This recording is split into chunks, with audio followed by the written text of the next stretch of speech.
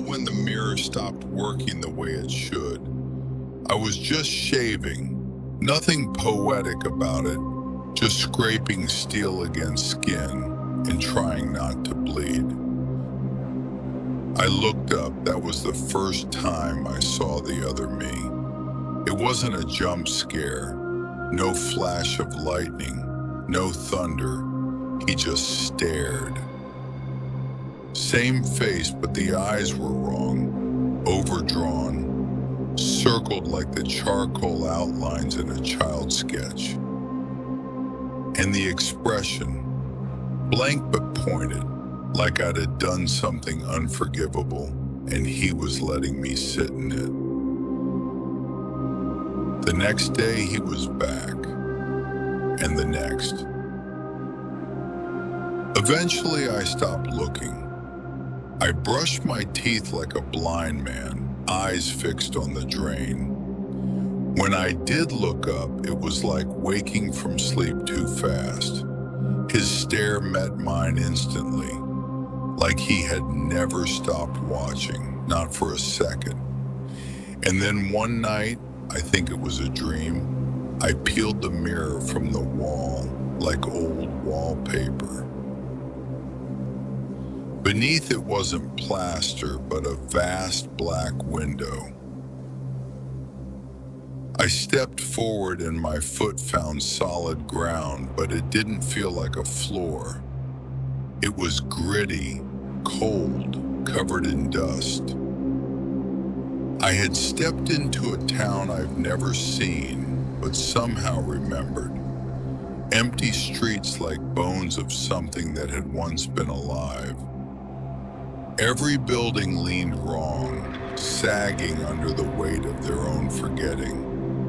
Storefronts were empty, with broken neon in no language I could read. Wires tangled like veins along the street, leading nowhere. The silence wasn't quiet. No, it listened. The sky above did not indicate if it was early or late. It was the color of bruised meat, where the sun was a burst blister just behind the clouds, flickering like a faulty bulb.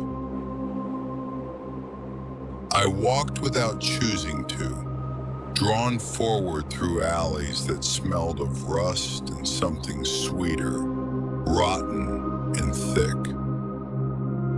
All around me, the windows watched. No eyes in them, just a sense that if I stopped walking, something would come out of one. There were holes in the walls and the ground, shallow and filled with dense white fog. He stood there, the stranger, me, but not quite. He was taller. The bones were sharper, like he'd been carved down to his essence. His hands were folded in front of him, calm and precise, as if he were waiting for something overdue. I couldn't speak. My voice curled up inside me like paper in flame. He didn't need words anyway. His eyes said everything. You made me. You keep making me. He stepped back into the fog, not walking into it somehow, more as if the mist had hands slowly capturing him. And I followed. I don't remember choosing to.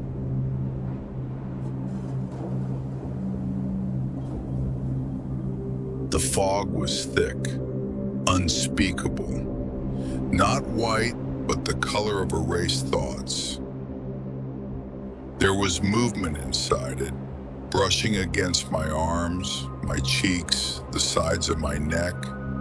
It didn't feel like air. It felt like someone breathing on me from every direction at once.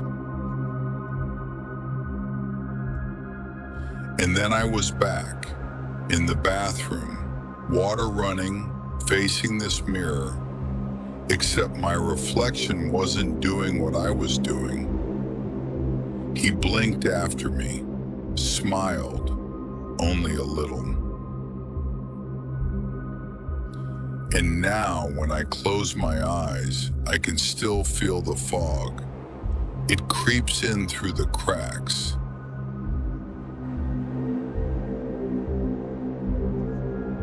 I think I left something behind in that town, or maybe I brought something back. Because some mornings, when I'm facing the mirror and the tap runs cold, I hear footsteps behind the glass.